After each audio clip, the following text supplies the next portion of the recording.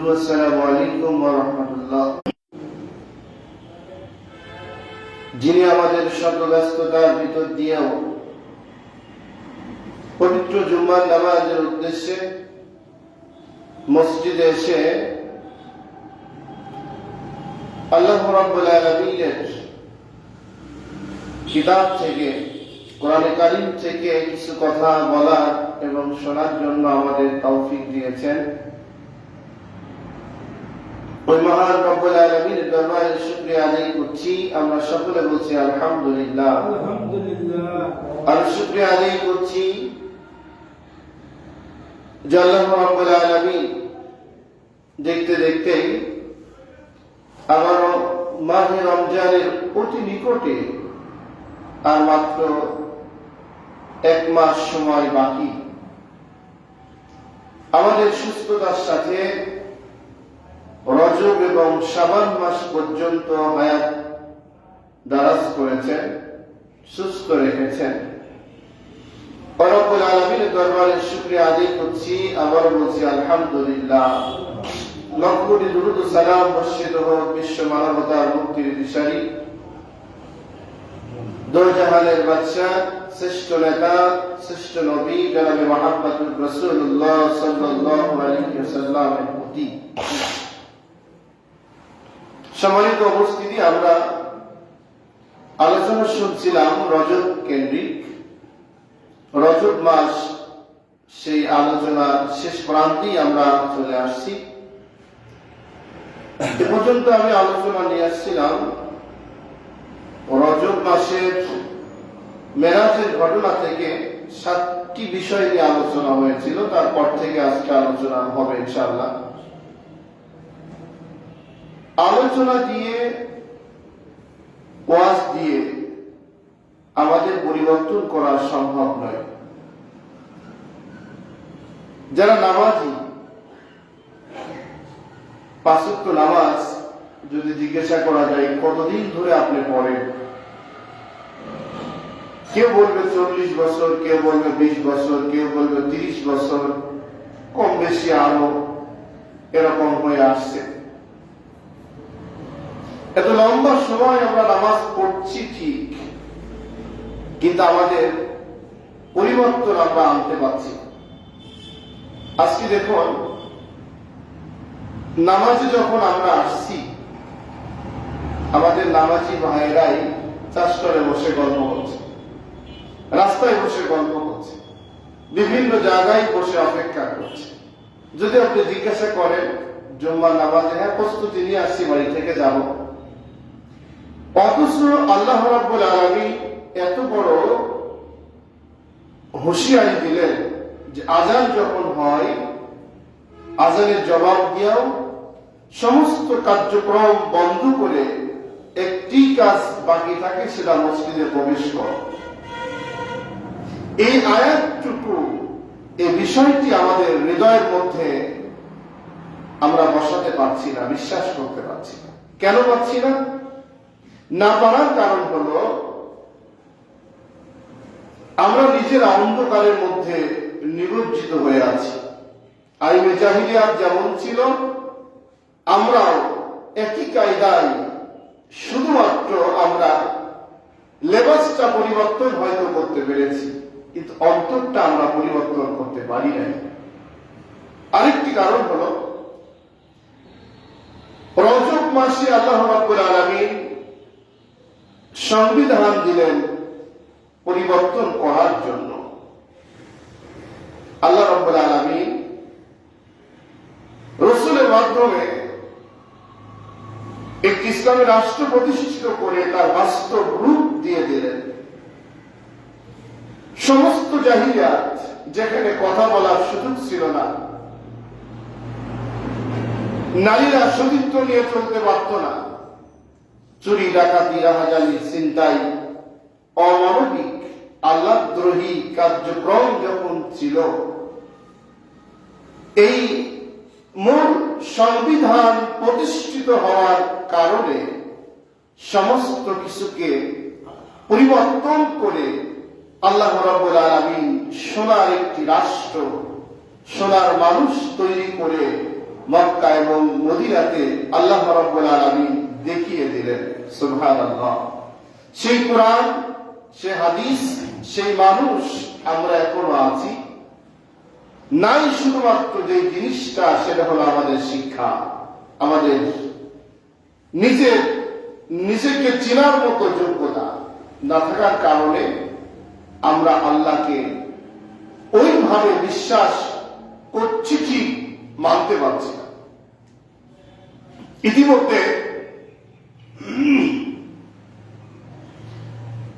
আল্লাহ রাব্বুল আলামিন কোরআনে অনেক জায়গায় বলেছেন।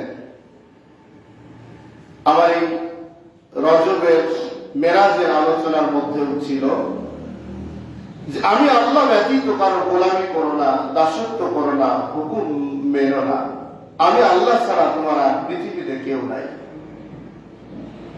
আমরা এত আলোচনা শুনছি, দেখছি, প্রতিনিয়ত আমাদের মাঝখান থেকে মানুষ বিদায় নিয়ে চলে যাচ্ছে। এরপরেও আমরা নিজেকে সংশোধন করতে পারছি না, শুধরাতে পারছি না। কেন? এ ব্যাপারটা আল্লাহ রাব্বুল আলামিন আমাকে আপনাকে দুনিয়াতে পাঠানোর আগেই আল্লাহ জানিয়ে দিয়েছিলেন। কিভাবে দেখুন, আল্লাহ রাব্বুল আলামিন বলেন, আল্লাযী খালাকাল মাউতা ওয়াল হায়াতা লিয়াবলুয়াকুম আইয়ুকুম আহসানু আমালা। আল্লাহ রাব্বুল আলামিন সূরা মুলকের মধ্যে বলেন, আমি পৃথিবীতে মানুষকে পাঠানোর পূর্বে আমি তাদের মৃত্যুটা নির্দিষ্ট করে দিয়েছি, মৃত্যুটা গ্যারান্টি করে দিয়েছি, মৃত্যুটাকে আমি তাদেরকে জানিয়ে দিয়েছি। ও দুনিয়ার মানুষ, তোমরা শোনো, আমি রব্বুল আলামিন তোমাদের মৃত্যুর সময়টা নির্দিষ্ট করে দিয়ে এমন একটি নিশানা, এমন একটি ব্যক্তি, এমন একটি মানুষের, এমন একটি ফেরেশতার হাতে দায়িত্ব দিয়েছি, যে দায়িত্ব থেকে এক সেকেন্ড এদিকেও না ওদিকেও না, যথাসময় সময় হলেই তোমার মালিকের মউত চেয়ারে হাজির হয়ে তোমার দুনিয়া থেকে নিয়ে চলে আসবে। আল্লাহ রাব্বুল আলামিন বলেন, কেন দিয়েছি বান্দা? আমি প্রত্যেকটা মানুষকে জান্নাত এবং জাহান্নাম এটা ফয়সালা হওয়া পর্যন্ত 8টা স্থান অতিক্রম করি। একটি হলো রূহ জগৎ, আরেকটি হলো মাগফিরাত, আরেকটা হলো দুনিয়া, একটি হলো কবর, ফুলসিরাত, মিজান, হাসর, জান্নাত, জাহান্নাম। এই লম্বা পথের মধ্যে সবচাইতে জটিলতা, সবচাইতে আকর্ষণীয় জায়গা যেটা, সেটা হলো দুনিয়া। এই দুনিয়াটা হলো এমন, আমি রব্বুল আলামিন মালিকের মউতকে নির্দিষ্ট করে দেওয়ার কারণ হলো দুনিয়ার লোভ, লালসা, ভালোবাসা, মহব্বত, আকর্ষণ এত কঠিন ভাবে বান্দা তোমাকে গ্রাস করে ফেলবে, ধরে রাখবে, তুমি কল্পনাও করতে পারবে না, বুঝতেও পারবে না। তুমি যেদিকে যেতে চাও, তুমি যেদিকে হাত ছাড়িয়ে দাও, যেদিকে হাতকে আগিয়ে দাও, সেদিকেই তোমাকে দুনিয়া মজবুত করে টেনে ধরবে। দুনিয়ার থেকে তুমি যতই চেষ্টা করো দূরে সরিয়ে যাওয়ার জন্য, কিন্তু দুনিয়া কোনো ক্রমেই তোমাকে ছাড়তে রাজি হবে না। কারণ হলো, এই দুনিয়া পার হওয়ার সাথে সাথে আমি রব্বুল আলামিন এমন একটি অনন্তকালের জায়গা তোমার জন্য নির্দিষ্ট করে রেখেছি বান্দা, যা দুনিয়ার চোখ দিয়ে কোনোদিন তুমি উপভোগ করতে পারো নাই। আমার ভাইরা, আল্লাহর ঘোষণা মোতাবেক আল্লাহ বললেন, আমি মৃত্যুকে নির্দিষ্ট করে দিয়ে লাগাম দিয়ে দিলাম, যাতে করে বান্দা দুনিয়ায় যেদিকে যাও, যে কাজটা তুমি করো না কেন, তোমার মাথার মধ্যে যেন চিন্তা করে আমাকে কিছুক্ষণের মধ্যে দুনিয়া থেকে চলে যেতে হবে, না জানি কোন সময় আমার মালিকের মউতটা চলে আসে, ঈমান হারা অবস্থায় যেন আমি আল্লাহর কাছে না যেতে হয়। এই চিন্তা বান্দা যেন তোমার মাথার মধ্যে থাকে। আমার ভাইরা, আরেক জায়গায় আল্লাহ রাব্বুল আলামিন বলেন আদ-দুনিয়া মাসরাতুল আখিরাহ, এই দুনিয়াটা হলো একটি আমাদের জায়গা, ফসল ফলানোর জায়গা, ফসল রোপণ করার জায়গা। পরকালীন জীবনে এখানে যে যেমন ফসল রোপণ করবেন, পরকালীন জীবনে গিয়ে সে তেমন সার, তেমন ফল, তেমন পরীক্ষায় আপনি রেজাল্ট পেয়ে জান্নাত অথবা জাহান্নাম উপভোগ করার জন্য যেতে হবে। আমরা চিন্তা করুন, দুনিয়ার লোভ লালসা, দুনিয়ার মোহে পড়ে, দুনিয়ার ভালোবাসার মধ্যে গিয়ে আমরা আল্লাহকে ভুলে গেলাম, আমরা পরকালকে ভুলে গেলাম। জান্নাত জাহান্নাম পরকালীন জীবনটা সম্পর্কে আমরা বিশ্বাস করলেও এখন চিন্তা করি আগে এটা আমার না। দুনিয়ার ক্ষমতা, দুনিয়ার লোভ লালসা, দুনিয়ার অর্থ সম্পদ, দুনিয়ার গাড়ি বাড়ি, দুনিয়ার সব কিছু বিলাসিতা করার জন্য আমরা আল্লাহর হুকুম অমান্য করে চলছি। তার মূল কারণ হলো পবিত্র জুম্মার নামাজের দিনকেও আমরা যথাসময় মসজিদে প্রবেশ করার সক্ষমতা হারিয়ে ফেললাম। চিন্তা করেন, আল্লাহ যতই আমাদের লাগাম দিয়ে টানছে, যতই টানে, আমরা কিন্তু আল্লাহ সেই ডাকে সাড়া দিয়ে আমরা যেতে রাজি না। কেন? আমরা জানি যে দুনিয়া আমি থাকতে আসি নাই, দুনিয়া হলো আমরা সবাই মুসাফির, অস্থায়ী একটি জায়গায়। অস্থায়ী জায়গাটা আমরা স্থায়ী বানিয়ে ফেলেছি। আল্লাহ রাব্বুল আলামিন রাসূলকে মেরাজে নিয়ে গেলেন, মেরাজে নিয়ে জান্নাত জাহান্নাম সবগুলো যখন দেখিয়ে দিলেন, নবী স্বচক্ষে যখন সবগুলো দেখলেন, দেখার পরে রাসূল সাল্লাল্লাহু আলাইহি ওয়াসাল্লাম আনন্দিত, খুশি, আত্মহারা হন নাই। তখন নবীজি বললেন, ইয়া রব্বুল আলামিন, আমার দুনিয়ার উম্মতদের জন্য, আমার উম্মতদের কি হবে, আমার উম্মতদের কি হবে, আমার উম্মতদের অবস্থা সম্পর্কে আমাকে জানিয়ে দিন। আল্লাহ রাব্বুল আলামিন বললেন, হে নবী, আপনাকে আমি সত্য মাস্তান পানি দিয়ে আসমানে সত্য স্থান অতিক্রম করে নিয়ে আসছি আমার সান্নিধ্য লাভের জন্য, আমার দিদার করার জন্য, সাক্ষাৎ করানোর জন্য। আপনাকে কথা দিলাম, আপনার যারা উম্মত হবে দুনিয়ার নবীগণ, ও নবীজি, আপনার উম্মতদের কষ্ট করে আসা লাগবে না, আমি আল্লাহ রাব্বুল আলামিন নিজে আপনার উম্মতদের সামনে হাজির হয়ে যাব। সুবহানাল্লাহ। আল্লাহ রাব্বুল আলামিন হাজির হবেন। দুনিয়াতে যত রকম কার্যক্রম রয়েছে, সমস্ত জায়গায় ফাঁকি দেওয়া যায়, সমস্ত জায়গায় ধোঁকা দেওয়া যায়, সমস্ত জায়গাতে ধামাচাপা দেওয়া যায়। আল্লাহ রাব্বুল আলামিনের চোখে কোন সময়ের জন্য এক বিন্দু পরিমাণ কোন সময় ফাঁকি দেওয়া যায় না। তাহলে দেখুন যে আল্লাহ রাব্বুল আলামিন আমাদেরকে এত সুসংবাদ দিলেন। নামাজ মানে হলো একটি মিরাজ। নামাজে যখন আপনি দাঁড়ান, স্বয়ং আল্লাহ রাব্বুল আলামিন আপনার সাথে সাক্ষাতের জন্য আসে, আপনার সামনে হাজির হয়ে যায়। আপনি নামাজে যখন দাঁড়ান, আপনি মনে করুন আল্লাহর কুদরতি পায়ের উপর আমি সেজদারত হয়ে যাচ্ছি। সুবহানাল্লাহ। আমার ভাইরা, রাসূল সাল্লাল্লাহু আলাইহি ওয়াসাল্লাম এমনি জীবনে কোনো অপরাধ করেন নাই। রাসূলের শরীরে মাছি মশা পর্যন্ত বসতো না। রাসূলের শরীরের মধ্যে পৃথিবীর কোন আগ্রহ শক্তিগুলা উপভোগ করতে পারে নাই। রাসূল সাল্লাল্লাহু আলাইহি ওয়াসাল্লাম একটি নির্দোষ মানুষ, আল্লাহ নির্দিষ্ট একটি নবী, সমস্ত মানুষদের শ্রেষ্ঠ নবী, সমস্ত নবীদের শ্রেষ্ঠ নবী। এর পরেও রাসূল সাল্লাল্লাহু আলাইহি ওয়াসাল্লামের শত্রু হলো কেন? এত রকম শত্রুতা হওয়ার মূল কারণ হলো দুনিয়ার মানুষগুলা আল্লাহর ডাকে সাড়া না দিয়ে শয়তানের রাস্তা অনুসরণ করে, পথ অনুসরণ করে। আর রাসূল নিজেই একত্রিত ভাবে সিদ্ধান্ত নিয়ে আল্লাহ দেখানো পথে যখন মানুষকে ডাকে, এই মানুষগুলা কোন সময়ের জন্য আল্লাহ রাব্বুল আলামিনের বিধানটা মানতে রাজি হয় না, রাসূলকে নেতা হিসেবে মানতে রাজি হয় না। যখন তাদের বিরুদ্ধে চলে যায়, তাদের বিরুদ্ধে অবস্থান নেয়, তখন তারা হলো রাসূলকে খারাপ মন্তব্য করলেন, রাসূলকে গালি দিলেন, রাসূলকে নির্যাতন করলেন, মারধর করলেন। আজকের সমাজেও আমরা অপরাধ করি, অন্যায় করি।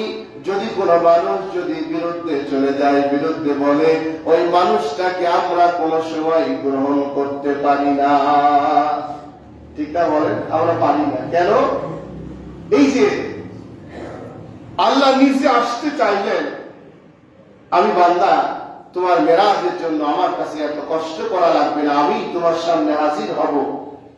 আল্লাহ ডাকেন, বান্দা কি চাও তুমি আমার কাছে বলো, উদউনি আস্তাজিব লাকুম। বান্দা কি চাহিদা আমাকে বলো, আমি তোমার চাহিদা পূর্ণ করার জন্য অপেক্ষা করছি বান্দা। কিন্তু একটা জিনিস মনে রাখো, ইয়া আইয়ুহাল্লাযীনা আমানু লা তুলহিকুম আমওয়ালুকুম ওয়ালা আওলাদুকুম আন যিকরিল্লাহ। আল্লাহ রাব্বুল আলামিন বললেন, আপনাদের মতো মানুষদের ডেকে বললেন, ও ইমানদার তোমরা শোনো, তোমরা যারা বিশ্বাসী ঈমান নিয়ে আসছো যারা, তোমরা শোনো, এই দুনিয়ায় চলাকালীন দুইটা জিনিস তোমাদের গাফেল করবে, বিপদে ফেলবে, মুসিবতের মধ্যে ফেলে দিবে। একটি হলো দুনিয়ার অর্থ সম্পদ, ছেলে মেয়ে, পরিবার পরিজন। আর একটা হলো তোমাকে কোন সময়ের জন্য এই দুনিয়া কোন সময় ছাড়তে রাজি হবে না। কিন্তু তুমি মাথায় রাখো, এই পরিবার পরিজন, ছেলে মেয়ে, অর্থ সম্পদ, দুনিয়া তোমার কোনো কাজে আসবে না রে বান্দা। তুমি যদি মজবুত করে ধারণ করে ফেলে দাও তাদেরকে, তাহলে ফাউলাইকা হুমুল খাসিরুন, তোমরা ক্ষতির মধ্যে পড়ে যাবে, মুসিবতের মধ্যে পড়ে যাবে, তোমরা বিপদ থেকে বের হওয়ার কোনো সুযোগ আর পাবে না। আমার ভাইরা, আজকে অবস্থা হয়েছে তাই, দুনিয়াকে আমরা এমন ভাবে গ্রহণ করেছি, দুনিয়া এমন ভাবে আমরা গ্রহণ করে নিয়েছি। দুনিয়া গ্রহণ করার কারণে কোরআনের যত ভালোই কথা হোক না কেন, আল্লাহ যত রকম ভয় ভীতি আমাদের দেখাক না কেন, আমরা কিছুতেই মনে করি না, আমরা কিছুতেই গ্রহণ করতে পারি না। কারণ হলো আল্লাহ রাব্বুল আলামিনের মূল জায়গা থেকে আমরা অনেক দূরে সরে গিয়েছি। আজকে দেখুন, প্রতিদিন মানুষ মারা যায়, আমরাও দেখছি যে হ্যাঁ আমাদেরও মরণ হবে, মরতে হবে, আমাদেরকেও মনে হয় কোন সময় চলে যেতে হবে। আল্লাহ রাব্বুল আলামিন আরো বললেন, শোনো, দুনিয়া থেকে চলে যেতে হবে ঠিক, কিন্তু বান্দা মনে রাখো, ততক্ষণ পর্যন্ত মৃত্যুবরণ করবে না যতক্ষণ পর্যন্ত তুমি খাঁটি মুসলমান না হও। ইয়া আইয়ুহাল্লাযীনা আমানু তাকুল্লাহা হাক্কা তুকাতিহি ওয়া লা তামুতুন্না ইল্লা ওয়া আনতুম মুসলিমুন। বান্দা ততক্ষণ পর্যন্ত মৃত্যুবরণ করো না যতক্ষণ পর্যন্ত তুমি মুসলমান না হও। আমার ভাইরা, আল্লাহ রাব্বুল আলামিন এত কিছু বললেন, এত নির্দেশনা দিলেন, এত পথ আমাদের দেখিয়ে দিলেন।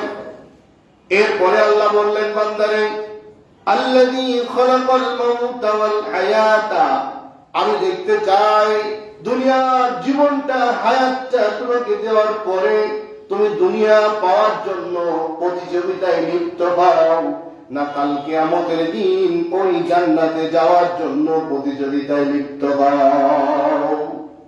আমি দুইটা জিনিস দেখতে চাই।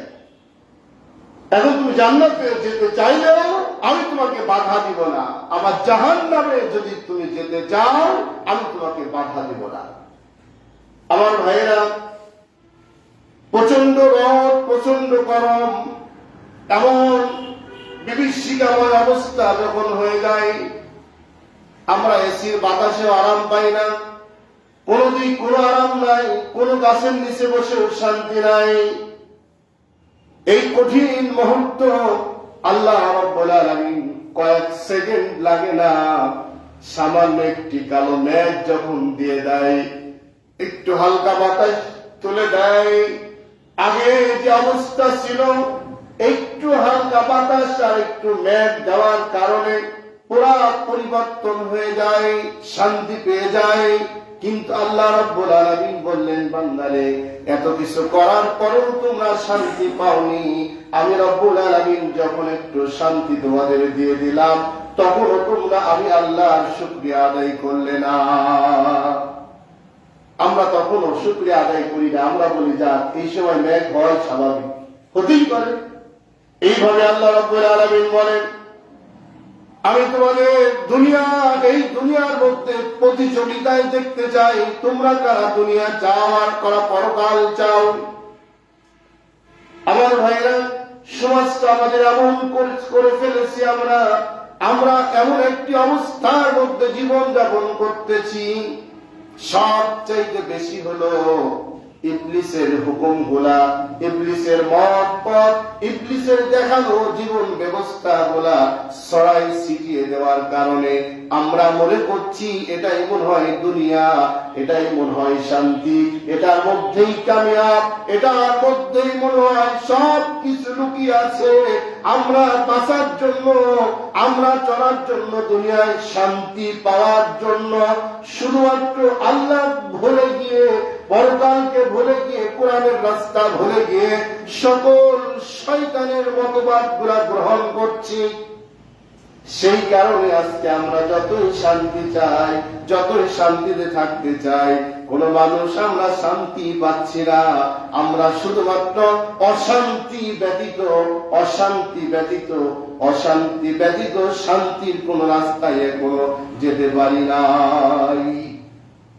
যদি শান্তিতে যেতে হয়, থাকতে হয়, আল্লাহ রাব্বুল আলামিন এমন একটা প্রেক্ষাপটের মধ্যেই রসুলকে মেরাজে নিয়ে তখন এই সংবিধান গুলা দিয়ে বললেন, নবী গো, আর আপনাকে টেনশন করা লাগবে না।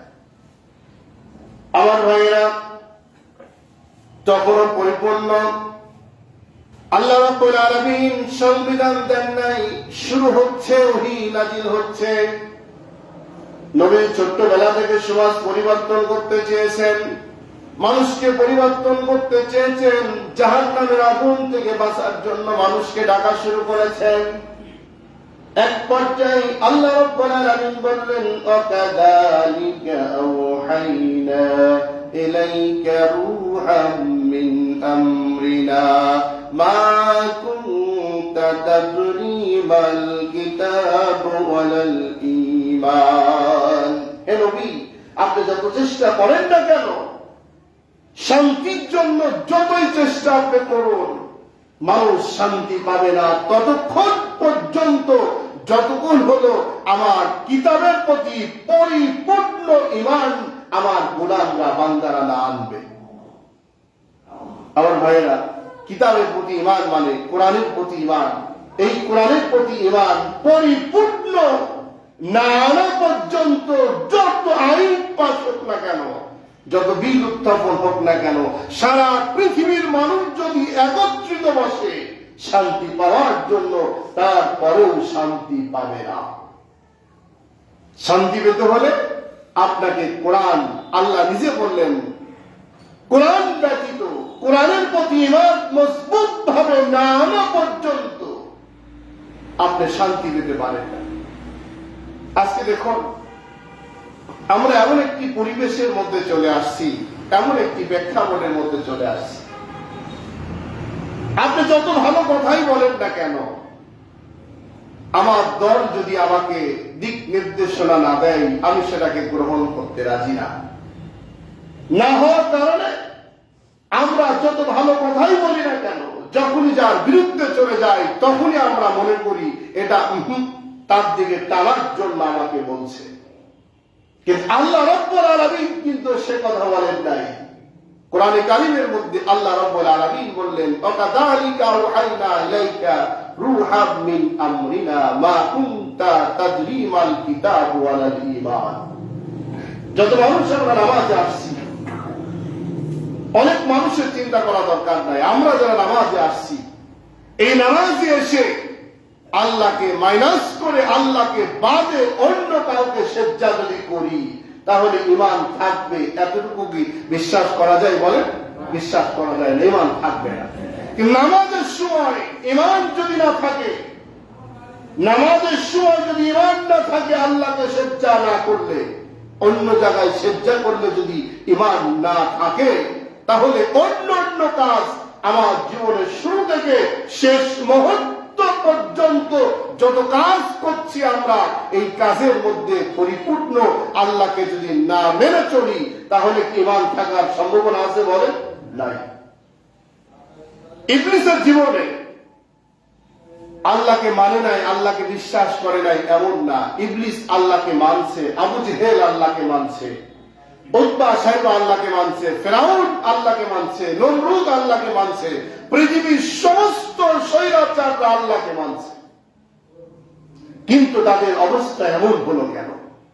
আল্লাহকে মানার পরেও এমন পরিণতি হওয়ার মূল কারণ হলো আল্লাহর কিতাবের প্রতি তারা ঈমান আনে নাই।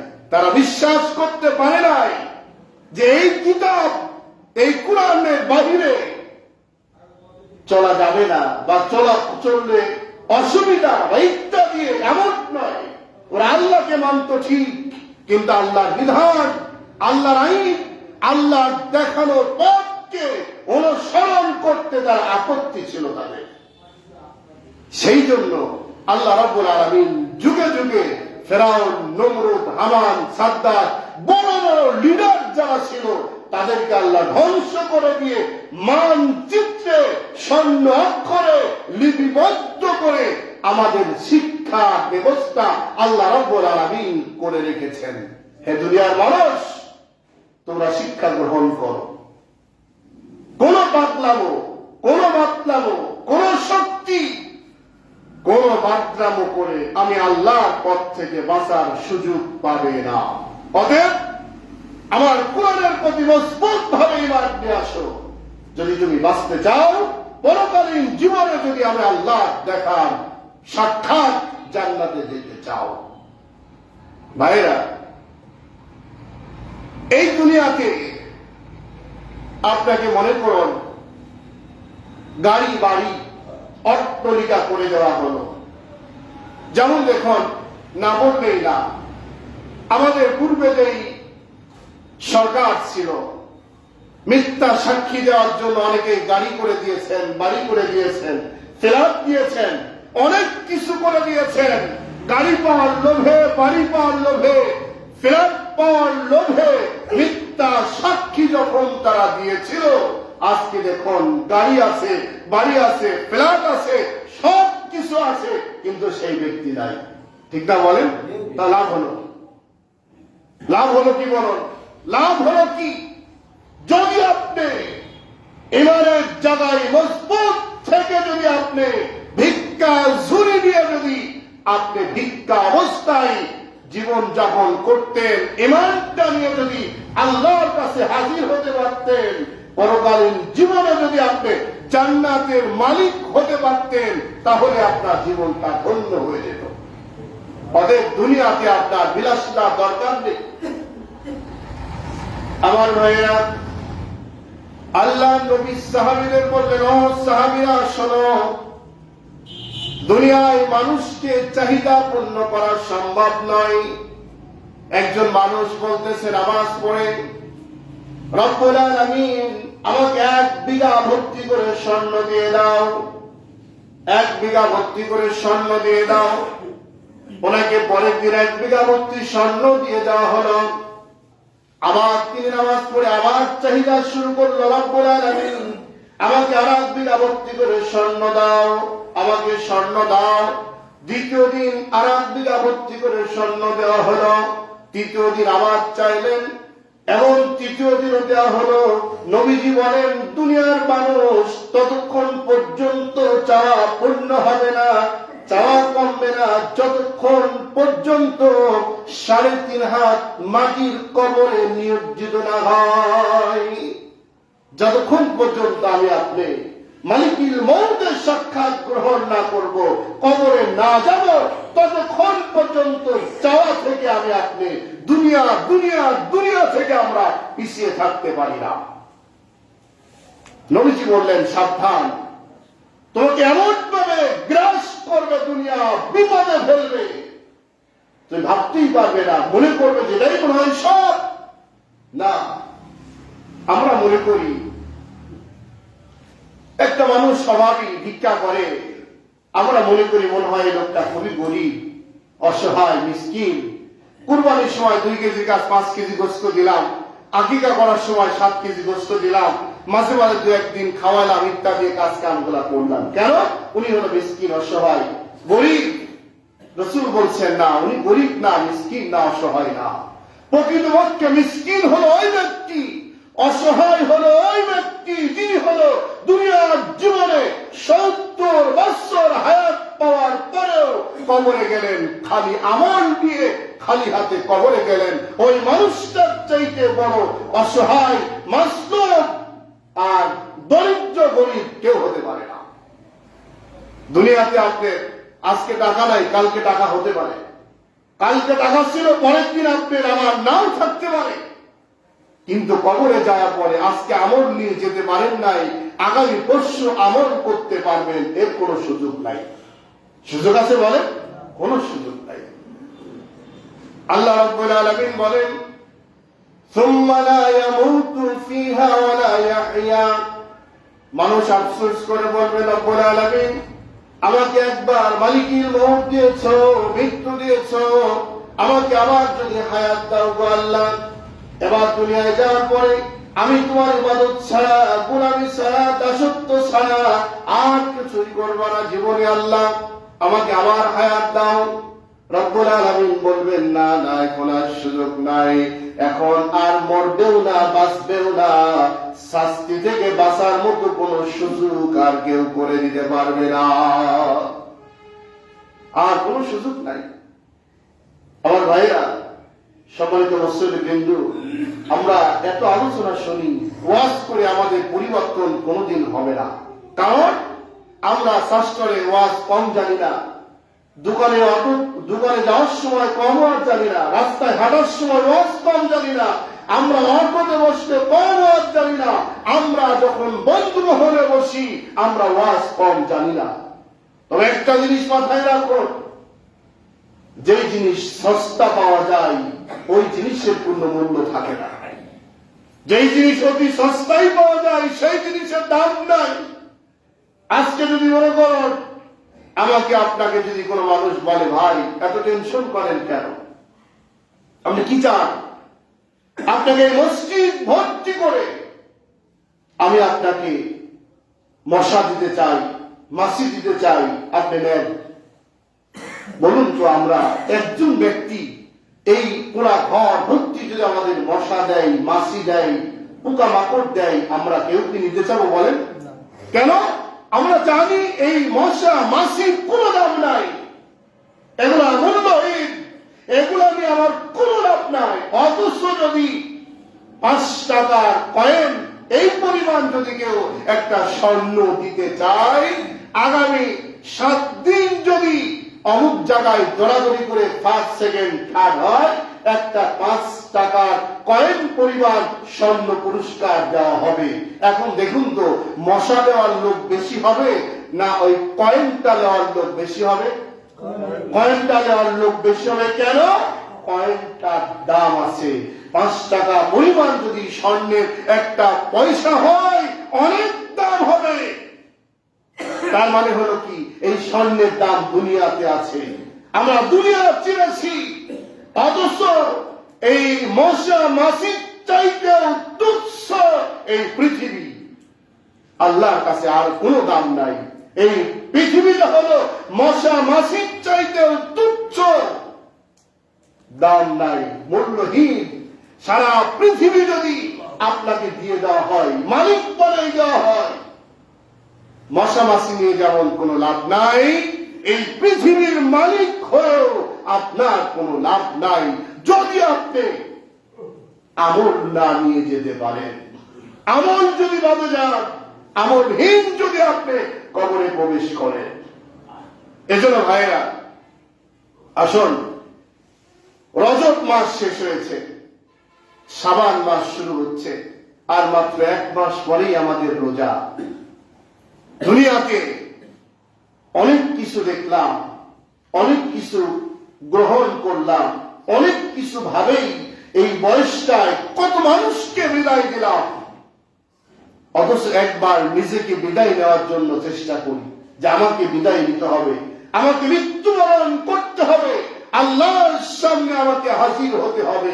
এই চিন্তা চেতনায় কোন মানুষ যদি নিজেকে মনে করে, ঈমান যদি মজবুত করে ধারণ করে, রব্বুল আলামিন বলেন ওই মানুষটা হয় নম্র ভদ্র।